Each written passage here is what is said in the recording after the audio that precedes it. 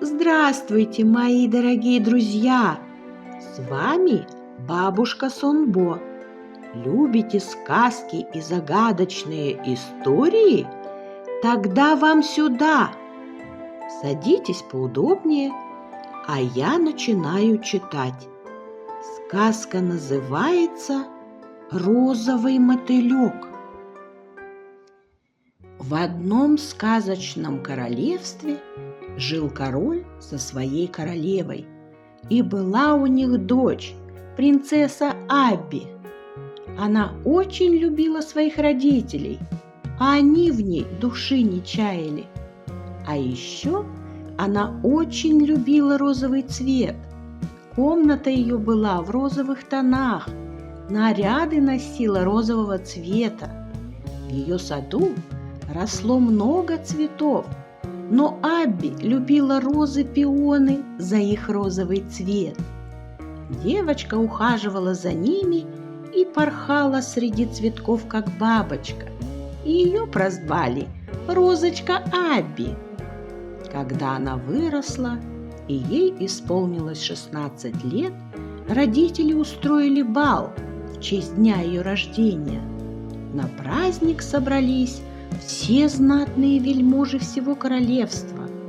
Приехали также все дальние родственники короля. Среди гостей были волшебники и чародеи. Когда заиграл вальс, один молодой человек пригласил принцессу на танец. Он был чародеем неприятной внешности, но Абби была хорошо воспитана и тактична. Чтобы никак не обидеть молодого человека, она улыбалась и танцевала с ним. Молодой юноша был немного старше ее. Принцесса была совсем еще юной и не предполагала, что юноша заинтересовался ею. Она вела себя естественно и непринужденно, весело смеялась и продолжала танцевать. Но молодой чародей влюбился в нее и думал, что принцесса отвечает ему взаимностью. Посреди бала он пригласил принцессу выйти и прогуляться по саду. Абби согласилась и пошла. Они стояли в беседке, юноша вручил ей розу. Молодой человек признался девушке в своих чувствах и сказал ей о своих намерениях.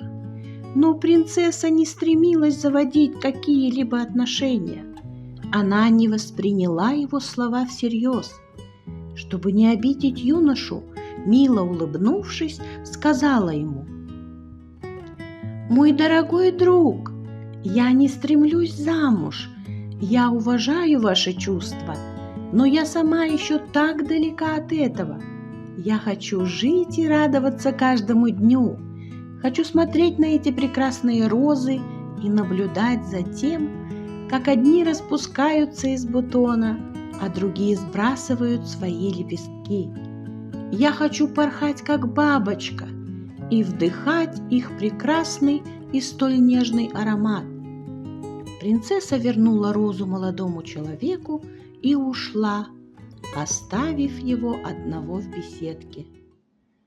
Он разозлился на нее, стал сжимать в руках розу до тех пор, пока шипы не вонзились ему в руку и не потекла кровь. Юноша сквозь зубы произнес: «Рано или поздно ты все равно станешь моей». Бал продолжался. Чародей решил покинуть праздник. Прелестная принцесса мило беседовала с гостями. Проходя мимо Абби, он накрыл ее своим плащом. Все гости замерли. Чародей прошептал: «Ты хотела порхать, как бабочка? Вот и будешь порхать, пока не переродишься трижды. А когда у тебя истечет третья жизнь, я заберу тебя против твоей воли». Он вышел из зала, снова махнул своим плащом Люди ожили и продолжали разговаривать, как ни в чем не бывало.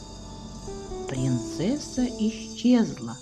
Вместо нее по залу летал розовый мотылек. Но никто и не предполагал, что это Абби. Все вокруг испугались исчезновения принцессы, стали искать ее взглядом. Но по залу продолжала летать красивая бабочка. Она порхала среди гостей. Принцесса подлетела к своим родителям и попыталась им что-то сказать, но у нее ничего не получилось. Король и королева были озадачены и расстроены. Их дочь исчезла прямо на балу. Розовая бабочка полетала немного по залу и вылетела на улицу. Она полетела в сад, куда ее манил аромат роз и цветов. Весь оставшийся день она провела в цветнике. Когда солнце стало садиться за горизонт, бабочка легла в распустившийся бутон розы. Лепестки, закрываясь, укутали ее, как одеялом, и она уснула. Ей было тепло и уютно. На следующий день король собрал всех вельмож, волшебников и чародеев в своем тронном зале и объявил: «Кто найдет принцессу, тот получит ее в жены и полкоролевства в придачу». Недалеко от королевства жила ткачиха, и у нее был сын, звали его Эльрик. Мальчик очень любил цветы и большую часть времени проводил в маленьком цветнике около своего дома. Женщина была искусной ткачихой и ткала удивительные ткани. Она могла соткать полотно из чего угодно, из любой пряжи и нити, даже из паутины. Полотно получалось легким и воздушным, как сам ветерок. Украшала ткань так, что казалось, будто живые цветы распустились на полотне. Все в королевстве заказывали у нее ткани и шили себе одежду. Солнце уже поднималось, и первые лучики попали на розу, в которой спала принцесса. Лепестки раскрылись, Абби открыла глаза и сладко потянулась. Помахав крылышками, розовая бабочка вспорхнула и полетела. Она поела нектара, попила утренней росы и снова порхала в саду, перелетая с одного цветка на другой. Розовая бабочка полетела дальше обследовать окрестности. Абби увидела красивый цветник, решила посмотреть его поближе и опустилась на пион. В этот момент к цветку подошел мальчик, сын ткачихи. Он стал смотреть на красивую розовую бабочку, опустившуюся на его любимый цветок. Он разглядывал ее ажурные крылышки. Они были тонкими и прозрачными, как мамины ткани. «Какая удивительная бабочка!» – произнес Эльрик и добавил: «Я еще никогда не видел такую красивую. Я был бы очень рад, если бы она осталась жить в моем цветнике». Принцесса все услышала, и ей тоже захотелось остаться в этом прекрасном месте. Она больше не улетала никуда, а порхала с цветка на цветок. А сын ткачихи смеялся и всюду следовал за ней. Эльрик каждый день рано просыпался и торопился в цветник до того, как лучи солнца разбудят бабочку. Он любил наблюдать, как она просыпается и начинает порхать крылышками. Мальчишка весело смеялся и следовал за ней. И вот однажды в королевстве снова появился тот самый чародей. Он ходил по всем улицам и заглядывал в каждый двор, Что он искал и кого, никто этого не знал. Мама-ткачиха вышла на крыльцо своего дома, чтобы посмотреть, над чем так звонко смеется ее сын. Мальчуган бегал за бабочкой и как будто хотел ее поймать, а она все время улетала от него. Мать смотрела на своего счастливого сына. И тут ее взгляд упал на мужчину, стоявшего у ее забора. Он стоял и злобно смотрел на бегающего мальчика.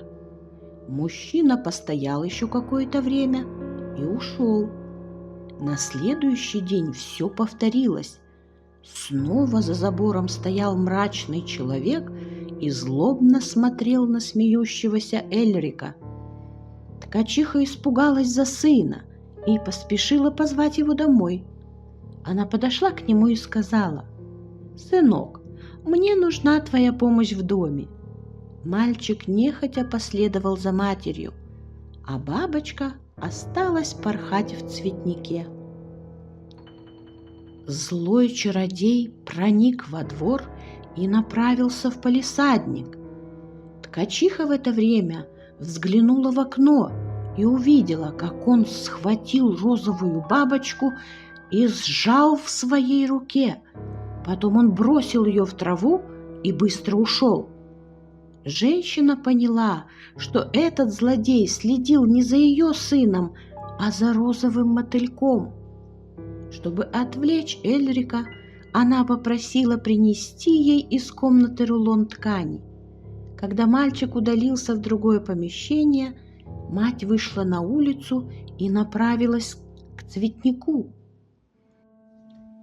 Ткачиха увидела на зеленой траве розовую бабочку. Та лежала и больше не шевелила крыльями.